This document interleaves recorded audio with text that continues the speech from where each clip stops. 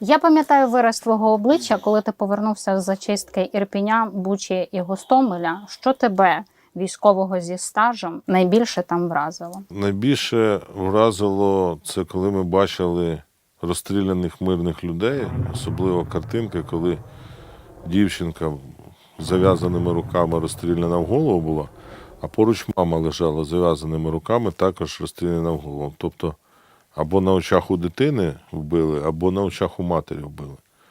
Це просто мразі.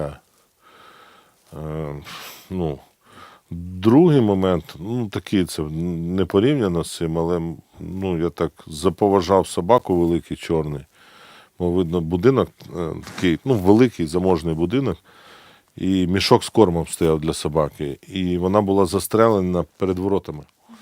І там паркан був вивалений, тобто вона могла втекти. Вона могла, але вона окупанта не пускала в цей будинок, охороняла свій будинок. Так, як би сказати, честь до останнього. І вони змушені були, видно, такий здоровий породистий пес був. І третій момент, це характеризує вже цих покидьків. Як потім з'ясувалось, вони тільки заходили бравурно, кемеровський ОМОН. Їх, це денацифікували, як кажуть, повбивали їх. Земля бетоном. Вони зайшли, оцю першу колону розфігачили, потім вимушені були відійти наші війська, потім, коли вже заскочили, десь 3-4 тижні пройшло після цих подій. От як вони, обгорівши мертві, лежали, так вони і лежали. Про що йде мова? Що їхні поплічники, їхні побратими, ходили повз них, крали мікроволнові печі, якісь коври скручували, подушки, що вони там. Але їх не забрали. А своїх не поховали. Після Київщини ти організував батальйон і вже у складі Нацгвардії вирушили на схід. Чим для тебе запам'яталися бої за Сєвєродонецьк, Луганськ? Можна я каву буду ще пити? На здоров'я. І Лисичанськ. Які в тебе враження? І чому, дозволь закінчу, нашим військовим довелося відступити? Батальйон я не організував, він якось сам організувався. Під твоїм командуванням, давай чесно. Я знаю, що тебе називають батя комбат. Називають так, да. А це мене дратує, до речі. Я себе ще вважаю молодим, знаєш, а мені приходить дитина 2-метровий, такий, у нього борода отака. Батя, я думаю, що з великою повагою. Я на це надіюсь щиро. Я впевнена в цьому. Я дійсно їх дуже люблю. Це побратими. І є такі, я там буває, спиш в окопі, і відчуваєш, як він з себе одіяло скидає, і мене думає, що я сплю, мене укриває. Такі речі. Або тут великий дефіцит Кока-Коли чи якихось таких енергетиків. Еклерів. Еклери взагалі вперше до нас заїхали, направду. Я відчуваю, що вони інколи мені підсовують, знають, що я люблю солодке, якийсь батончик, чи що самі стримаються, а це. Хоча один у одного з кармана можуть витягнути, коли хтось спить, ось снікерс, раз . Повернемося до Лисичанська, Рубіжного і Сєвєродонецька. Твої враження від цих боїв? Я знаю, що в тебе вони були дуже красномовні. Це, по-перше, найважче з того, з чим нам довелося стикатись відверто. Це дуже нас витверезило, тому що ми їхали, хотіли героїзму, хотіли захищати Україну. І зараз це бажання не пропало.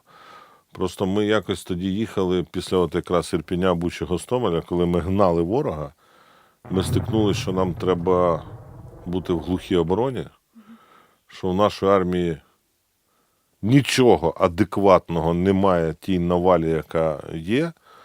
Єдине, чим ми їх можемо зупиняти, це нашими тілами. І от коли ця піхота усвідомлює, з цим змиряється, це стає неймовірний сильний підрозділ. Уяви собі, зайшов батальйон «Свобода» в Рубіжне вночі. Нас виконали як просто з мішка, не дали ні рекогносцюватись, ні вивчити місцевість. по науці це ж має заводити там розвідка на позиції, мають лишатись ті, хто працював на цих позиціях. Так. Ми міняли роту, в якій з роти лишилось 18 людей. Рота це там 100-120 людей. Їх лишилось 18. Вони, коли нас побачили, перехрестились, обнялись, і то не всі, і втекли. Відкланялись. Да, сказали, пацани, ви круті, тим більше ви добровольці, ви от такі, ми тут, нас війна застала військовим, а ви добровольці, це адюще приїхали. Бог вам суддя. Навіть І в поміч. Навіть був один випадок, коли один боєць тисне руку, він каже, я не буду тобі руку тиснути, ти тут все одно не виживеш. Нащо мені тебе пам'ятати, потім це носити з собою. І просто коли в Рубіжному у нас було 2 джавеліни, які не можуть розігнатися в місті, бо купа металолому, купа це. Було 2 енлава, автомати, гранатомети, от вся ця історія. А проти нас кожен день артобстріл, масованіший артобстріл, який розбирає там серйозну споруду 4-поверхову радянського періоду за 4 години.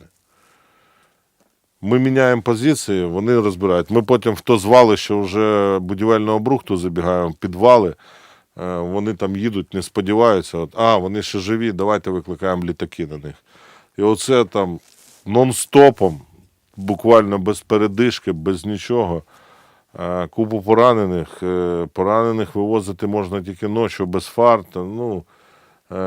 Історію. Запит даю на підкріплення немає. Це теж дисонує, бо ми починали війну, я бачив кілометрові черги в військкоматах, а там просто не дають. Там 10 людей дати не можуть, там позицію закриють. І у нас Не дають чи не хочуть? не можуть, не хочуть. Ми стикнулися з тим, що з'єднаною цю БТГР входить в АТУ і так далі, купа з'єднань, купа воєнних абревіатур, купа генералів, кожен генерал свої підрозділи береже, а новеньких кидає, чи у яких немає якогось блата і так далі. Тобто ми стикнулися з тим, що реально, це не по всьому фронту, загалом класно працює. І повір, я один з тих, хто щиро вірить в Залужного, в Генштаб і довіряє їм. Я чула, ти неодноразово про це це говорив. щиро, це правда щиро. Але підтверджую. На місцях понижче йде отака мишина возня між генералами за медальки, за преференції, за те, що хто донесе хорошу новину, а погані новини приховуються. І ми стикнулися з тим, що у нас з одного боку підрозділи стояли десантура, вони там крепко стояли, так як і ми. Вони не відступають, ми не відступаємо. А справа у нас стояла ціла бригада, механізована, моторизована, які просто полишили позиції, втекли. І ми вже доповідаємо, що з їхніх позицій по нам лупашать міномети, а нам не вірять. Я кажу, як реально, це не вірять? Проходить день, проходить 2. Як? Вони дзвонять керівництву цієї бригади, вони кажуть, ми на позиціях, все нормально. І ми зустріли командира, кажемо, що ти робиш, ти дезертир. Він, я в чинах, я довго служу, ви добровольці, що з вас взяти? З того моменту, що До ти речі, його побачив. То, що вона біла, в неї позивний майонез. Клас. Але вона блохаста у нас. Дякую. Наступного разу привезеш цей ошейник від... Добре. Наступного разу я тобі привезу ошейник. Продовжимо. Команда відступити була правильна зараз у висліді певного часу на твою особисто професійну військову думку? Це не просто правильно, це єдине те, що врятувало нам життя. Бо ми без команди не відходили, у нас певні принципи в підрозділі. І ми завдяки оцим нашим друзям, які брехали, що вони на позиціях, нас взяли в кільце. І коли нас взяли в кільце, могли поступити так, як з іншим націоналістичним підрозділом, сказати здавайтесь або тримайтесь до останнього, а потім здавайтесь.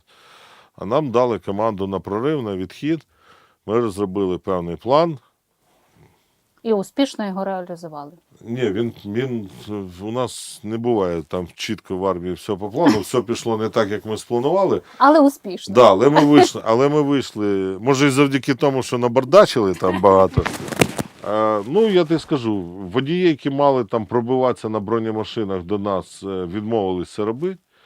Відповідно, купу майна ми там спалити довелось, бо ми не могли його. Виїжджали, пробились до нас 2 БТРа, виїжджали на джипах, які ще там у нас лишились не розкоцані, пішки, і нашпігували ці 2 БТРа. Вийшли всі, на виході не втратили ні одну людину, вивезли все найцінніше, все, що не змогли вивезти, спалили, підірвали. В твоєму підрозділі служать екс-нардепи, бізнесмени, будівельники, артисти театру, кіно і свободівці.